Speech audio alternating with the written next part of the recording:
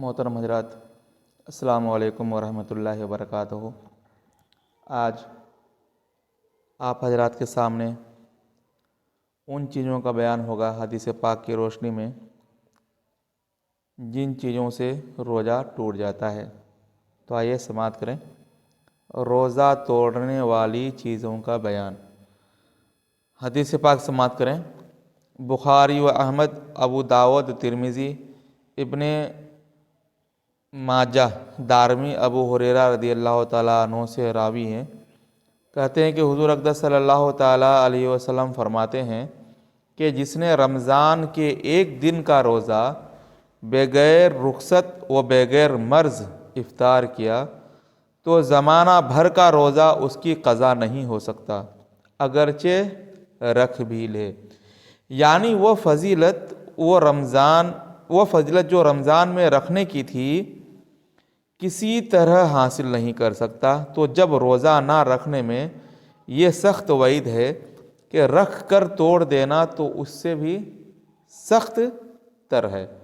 یعنی حضور صلی اللہ تعالیٰ وسلم فرماتے ہیں کہ جو رمضان کا ایک روزہ بھی اگر قضا کر دے تو پوری زندگی بھی اگر وہ قضا رکھے گا تو وہ فضیلت جو رمضان میں روزہ رکھنے کی تھی وہ اسے نہیں ملنے والا ہے۔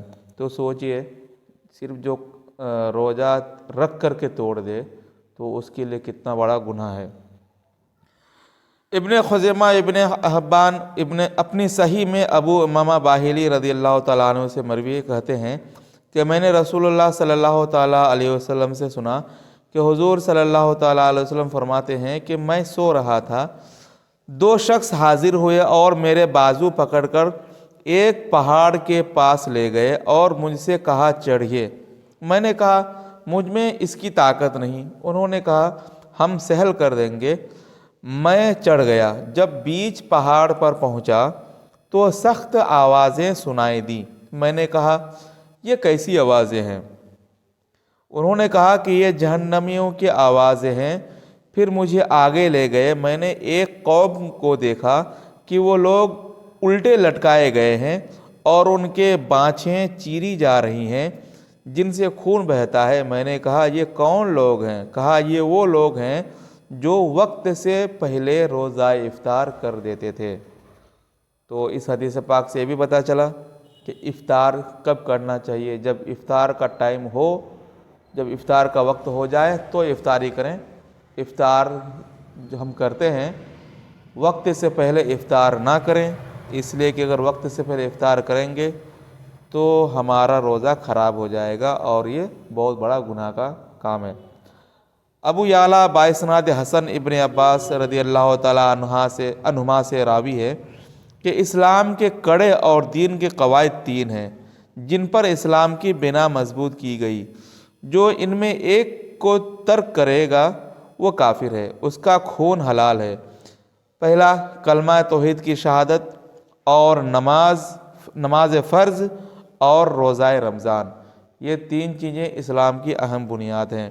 جو ان میں سے ایک چیز کو بھی ترک کرے گا اس کے لیے اس کا خون حلال ہے، اس کو سزائے موت بھی دی جا سکتی ہے اسلام کے قانون کے اعتبار سے۔ اور ایک روایت میں ہے جو ان میں سے ایک کو ترک کرے وہ اللہ عز و جل کے ساتھ کفر کرتا ہے اور اس کا فرض نفل کچھ مقبول نہیں ہوتا۔ تو ان احادیث مبارکہ سے ہمیں پتہ چلتا ہے کہ اسلام کے ارکان توحید یعنی کلمہ کی شہادت دینا اور نماز پڑھنا اور رمضان کے مہینے کے روزہ رکھنا یہ کتنا ضروری ہے۔ اللہ تبارک و تعالیٰ سے دعا ہے کہ ہم اور آپ کو رمضان مبارک کی مکمل روزہ رکھنے کی توفیق عطا فرمائے۔ آپ حضرات سے گزارش ہے کہ ہماری باتوں کو پسند آئی ہو تو دوسروں تک بھی پہنچائیں، کیونکہ حضور کی حدیث ہے کہ بلغوا عنی ولو آیہ، کہ پہنچاؤ میری ایک بھی حدیث کو اگرچہ تم ایک ہی جانتے ہو، یعنی لوگوں تک پہنچاؤ اگرچہ تمہیں ایک ہی حدیث کا علم کیوں نہ ہو۔ اللہ تبارک و تعالیٰ ہم اور آپ کو عمل کی توفیق عطا فرمائے، اور ہمارے چینل کو سبسکرائب کیجئے اور لوگوں تک زیادہ سے زیادہ پہنچانے کی کوشش کیجئے۔ وما علینا الا البلاغ۔